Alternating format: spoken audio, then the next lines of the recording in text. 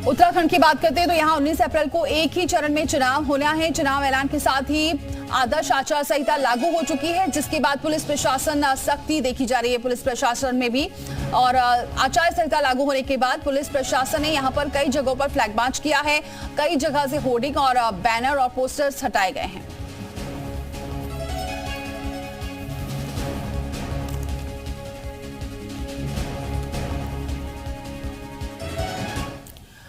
और चलिए आपको दो तस्वीरें दिखाते हैं। और एक तस्वीर लोकसभा चुनाव के ऐलान की और दूसरी तस्वीर आचार संहिता लागू होने के बाद कैसे सख्ती है ये आपको दिखाते हैं। कई जगह पर बैनर और पोस्टर हटाए गए हैं। उत्तराखंड की तस्वीर आप देख रहे हैं जहां पर पुलिस प्रशासन फ्लैग मार्च करते हुए नजर आ रहे हैं। और कल 19 अप्रैल को उत्तराखंड में एक चरण में चुनाव होना है, इसका ऐलान हुआ। आपको बताया विवेक त्रिपाठी और रामानुज हमारे साथ जुड़ेंगे। सबसे पहले विवेक का जरा रुख करते हैं। विवेक, आप क्या देख रहे हैं तस्वीर, क्योंकि अब आचार संहिता लागू हो चुकी है, पुलिस प्रशासन भी मुस्तैद है। Deepali, model code of conduct लागू होने से पहले ही लखनऊ में अभियान शुरू हो गया था और आज भी जारी है। आज देखिए वीवीआईपी इलाके में ये अभियान चल रहा है, पोस्टर बैनर उतारने का अभियान चल रहा है, जो वॉल पेंटिंग है उसको पोतने का इंतजाम चल रहा है, उसको साफ करने का इंतजाम चल रहा है। तो नगर निगम की टीम, आज संडे का दिन है, इसके बावजूद नगर निगम की टीम लगी हुई है और शहर के अलग अलग इलाकों में इस तरह से अलग अलग टीमें लगाई गई हैं। ये इंजीनियरिंग डिपार्टमेंट की टीम है, प्रवर्तन विभाग की टीम है, नगर निगम के अधिकारी खुद सड़क पर उतरे हुए हैं और साफ सफाई का अभियान जोरों पर है। जितने भी पॉलिटिकल दफ्तर हैं वहां से कल जो मॉडल कोड ऑफ कंडक्ट है, चुनाव की तारीखें के ऐलान से पहले ही कल सुबह से ही अभियान शुरू कर दिया गया था। सबसे ज्यादा पोस्टर अगर कहीं दिखते हैं तो समाजवादी पार्टी के कार्यालय के बाहर दिखते हैं। कल सुबह 10 बजे से पहले ही समाजवादी पार्टी के दफ्तर के बाहर पूरा पोस्टर, जो बैनर और पोस्टर लगे हुए थे उनको हटा दिया गया था। सारे बैनर पोस्टर नोच कर फेंक दिए गए थे और आज भी ये अभियान जारी है। ये वीवीआईपी इलाका है, राजभवन के ठीक पीछे ये वॉल पेंटिंग हटाने का, पोस्टर हटाने का अभियान चल रहा है। नगर निगम के अधिकारी अलग अलग जगह पर लगे हुए। तो पूरे जो इसके अलावा जो साथ में सुरक्षा के इंतजाम है, पैरामिलिट्री फोर्सेस भी कल से रूट मार्च कर रही हैं। खासकर संवेदनशील इलाकों में, जो पुराने लखनऊ के संवेदनशील इलाके हैं, वहां पर फ्लैग मार्च हुआ था और सारे अधिकारी सड़क पर हैं। किसी भी तरह की कोई भी कोताही नहीं बरतने के निर्देश दिए गए हैं। सारी टीम सड़क पर उतरी हुई है। तो ये अभियान, चूंकि राजधानी है तो राजधानी को आइडियल माना जाता है, मॉडल माना जाता है, तो यहां पर कल सुबह से ही अभियान चल रहा है और आज भी ये जारी है। नगर निगम के कुछ लोग भी हैं, ये बताइए कहां कहां अभियान चल रहा है आज? अभी हम लोग इसी रोड पे केवल लगे हैं। अच्छा, जी। और कितनी टीमें लगी हैं? हम लोग की 2-3 टीमें लगी हैं यहाँ पर। बाकी शहर में? बाकी शहर में भी चल रहा है। अच्छा। जी। संडे के दिन भी इतना जबरदस्त अभियान चल रहा है? हाँ, आदेश है तो हम लोग को तो करना है। कब तक ये पूरा साफ कर देंगे, सारे पोस्टर हट जाएंगे? 2-4 दिन लगेगा। 2-4 दिन लगेगा। जी जी जी। तो 2-4 दिन लगेगा और ये पूरे पुलिस प्रशासन की देखरेख में हो रहा है इंतजाम। अगर कैमरा से दिवाकर से कहूंगा कि इधर दिखा दें, सारे पुलिस अधिकारी भी जवान तैनात हैं ड्यूटी पर, ताकि कोई भी किसी भी तरह का पोस्टर हटाने को लेकर। ये पास में कांग्रेस का दफ्तर है, बगल में समाजवादी पार्टी का दफ्तर है और ठीक पीछे विधानसभा भवन है। विधानसभा के बगल में भारतीय जनता पार्टी का, यानी जितने पॉलिटिकल जो उत्तर प्रदेश के प्रमुख दल हैं वो सब इसी जगह पर निर्भर हैं। राष्ट्रीय लोकदल का कार्यालय भी यहीं पर है। तो ये अभियान जारी है, पोस्टर हटाने का, बैनर हटाने का, वॉल पेंटिंग के ऊपर सफेद चूना लगाया जा रहा है ताकि किसी भी तरह के नारे, पोस्टर या चाहे वो भारतीय जनता पार्टी हो, सपा हो, कांग्रेस हो या कोई भी दल हो, कहीं भी किसी भी तरह का कोई इस तरह का नजर आए जब तक प्रचार प्रसार अभियान शुरू नहीं होता है। चूंकि चुनाव की घोषणा कल हो चुकी है और अब तैयारी है नामांकन की, तो सारे दल अपने अपने टिकट, अपने अपने प्रत्याशी घोषित करने के बाद नामांकन करने जाएंगे। लेकिन उससे पहले नगर निगम की टीमें, एलडीए की टीम भी इसमें लगाई गई है और जितने भी संबंधित विभाग हैं, पुलिस के सहयोग से सारा अभियान, बिल्कुल ये सारा अभियान चलाया जा रहा है। 1-2 दिन का वक्त लगेगा, फिर इसके बाद बैनर या पोस्टर हटा लिए जाएंगे।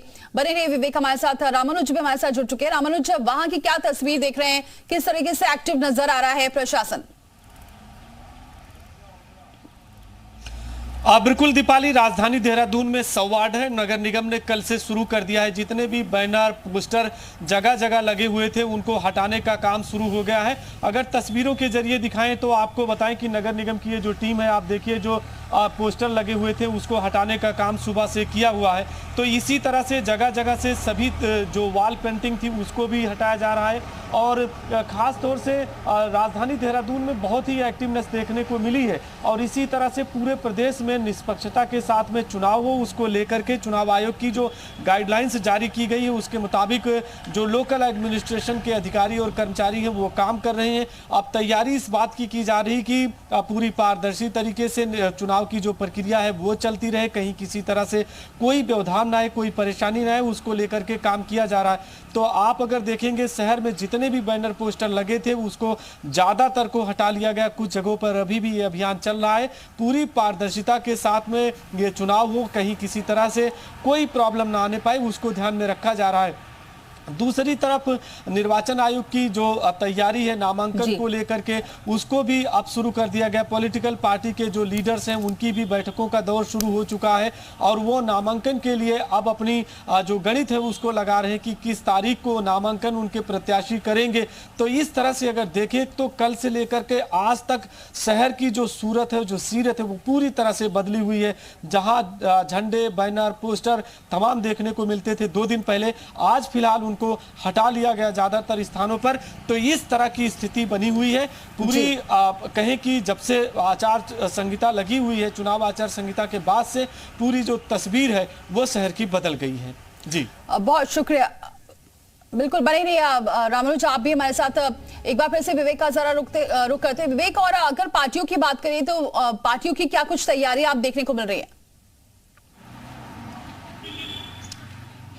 देखिए दीपाली, पार्टियों की तैयारियां पूरी हो चुकी हैं। भारतीय जनता पार्टी अपने ज्यादातर टिकट घोषित कर चुकी है। हालांकि जो अंतिम सूची में 24 नाम बाकी हैं भारतीय जनता पार्टी के, वो सामने आने हैं। इसी के साथ ही 26 नाम समाजवादी पार्टी के भी सामने आने थे, लेकिन कल उन्होंने 6 नाम घोषित कर दिए हैं। अभी 20 नाम और सामने आने हैं। बहुजन समाज पार्टी की बात करें तो 7 उन्होंने अभी तक प्रत्याशी घोषित किए हैं। बाकी चुनाव कितनी सीटों पर लड़ेंगी मायावती, ये भी बहुत साफ नहीं है, क्योंकि बहुजन समाज पार्टी अपने कोऑर्डिनेटर्स के भरोसे रहती है, वही ऐलान करते हैं प्रत्याशियों का। तो अलग अलग जगह, खासकर पश्चिमी उत्तर प्रदेश में उन्होंने जो मुस्लिम कैंडिडेट घोषित किए हैं वो चुनाव को त्रिकोणीय बना रहे हैं। तो उत्तर प्रदेश में तैयारियां पूरी हैं और ये तय हो चुका है कि अब यहाँ पर मामला 2 तरफा नहीं होगा, 3 तरफा होगा, त्रिकोणीय चुनाव होगा। बहुजन समाज पार्टी भी अपने कैंडिडेट उतार रही है, तो अलग से चुनाव लड़ रही है। तो अब चुनाव रोचक हो गया है, जहां एक तरफ इंडिया गठबंधन है, वहीं दूसरी तरफ एनडीए के अलायंस में छोटे छोटे तमाम दल हैं और बहुजन समाज पार्टी यानी मायावती अकेले चुनाव लड़ रही है। तैयारियां पूरी हैं, बस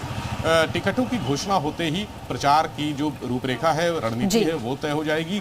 और अभी कांग्रेस के गठबंधन में सबसे खास बात इसलिए मैं कह रहा हूं क्योंकि राहुल गांधी और प्रियंका गांधी का चुनाव लड़ना अभी यहां से तय नहीं है। रायबरेली और अमेठी सीटों पर अभी उन्होंने प्रत्याशियों की घोषणा नहीं की है। साथ ही 17 जो सीटें दी गई हैं समझौते में, वहां भी प्रत्याशियों की घोषणा नहीं की है। तैयारियों में भारतीय जनता पार्टी बहुत आगे है। बिल्कुल, बीजेपी काफी आगे है, कांग्रेस अभी काफी पीछे नजर आ रही है, जिसका जिक्र आप कर रहे हैं रायबरेली और अमेठी का। और यही हाल उत्तराखंड में भी देखा जा रहा है। अभी प्रत्याशियों की लिस्ट पूरी तरह से कांग्रेस की भी नहीं आई। बहुत शुक्रिया आप दोनों का हमारे साथ जुड़ने के लिए।